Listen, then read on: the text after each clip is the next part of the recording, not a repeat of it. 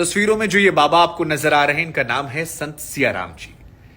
संत सियाराम जी के बारे में आपको जानना समझना चाहिए और उसके पीछे कई सारी वजह। एक वजह तो यह है कि धर्म आस्था के नाम पर बहुत सारे लोग खिलवाड़ करते हैं। ऐसे में अगर आप असली संतों को जानेंगे तो सनातन परंपरा की तरफ आपका झुकाव जो है वो ज्यादा देखने को मिलेगा।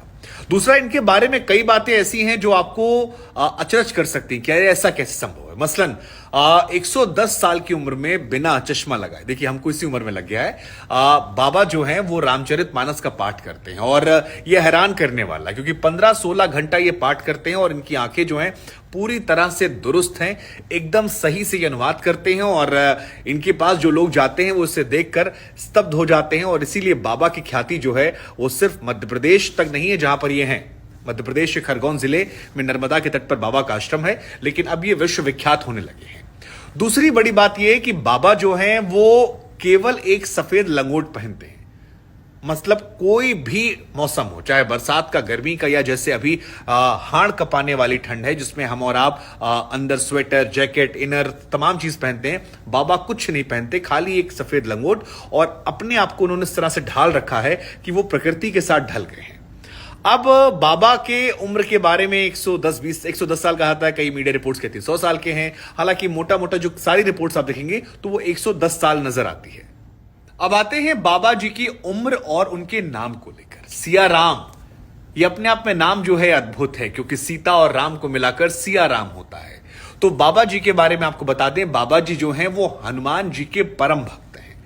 और ये कहा जाता है इनके बारे में कि 12 वर्षों तक बाबा जी ने मौन व्रत धारण कर रखा था, यानी कि किसी से कोई बात वो नहीं करते थे। 12 वर्षों की तपस्या, मौन धारणा के बाद जब उनकी जिह्वा से पहला शब्द निकला तो वो शब्द था सियाराम। हनुमान जी भी सीताराम की पूजा करते थे और सियाराम उनके मुंह से निकला। और उसके बाद जो वहां भक्त आते हैं उन्होंने बाबा को नाम दे दिया सियाराम बाबा। अब जहां तक बाबा की उम्र की बात है तो कई मीडिया रिपोर्ट में से 100 साल बताया जाता है। हालांकि कई सारे पुराने आर्टिकल्स को जब हमने खंगाला, देखा, समझा, जाना तो उसमें निकल कर आता है कि बाबा जी की अभी करंट एज जो है वो 110 साल की है। बाबा जी का शरीर जो है वो उम्र के हिसाब से ढला है, लेकिन आंखों में तेज और भक्ति को लेकर जो डेडिकेशन है ये स्तब्ध करने वाला है। वैसे हम आपको बता दें कि बाबा जी बिल्कुल लालची नहीं है। मतलब इनके पास कई विदेशों से लोग आते हैं जो दान दक्षिणा देने के लिए कहते हैं, लेकिन बाबा जी सबसे केवल 10 रुपया लेते हैं और सामाजिक कार्यों में बड़ा योगदान भी किया है। तकरीबन 3 करोड़ रुपए इन्होंने दान कर दिए थे। तो ये भी एक महिमा है संत की कि संत का हृदय कितना दयालु होता है, करुणा वाला होता है और बिल्कुल लोभ लालच से वो दूर रहता है। बाबा जी के बारे में एक और खास बात जो आपको जाननी चाहिए वो ये कि इस उम्र के पड़ाव पर भी वो स्वावलंबी है, यानी अपने दैनिक दिनचर्या के सारे काम जो हैं वो खुद करते हैं और किसी पर निर्भरता उनकी नहीं है। ये भी अपने आप में स्तब्ध है। नहीं तो बहुत सारे बाबा ऐसे होते हैं जो बहुत सारे चेले चपाटाओं से घिरे होते हैं, लेकिन बाबा जी के साथ यहाँ ऐसा नहीं है। तो ये भी एक अच्छी चीज हमको लगी जो हमें लगा आपको बताते हैं, आपको जानना चाहिए। अब जहां तक बात है बाबा जी के इतिहास को लेकर तो कहा जाता है कि महाराष्ट्र में इनका जन्म हुआ था और वहां से ये रहे। पढ़ाई वढ़ाई बहुत ज्यादा नहीं की थी, लेकिन फिर एक स्वामी जी इनसे मिलते हैं और उसके बाद इन्होंने परिवार का मुंह त्यागा, जीवन ईश्वर को समर्पित किया और हिमालय में बहुत दिन रहे।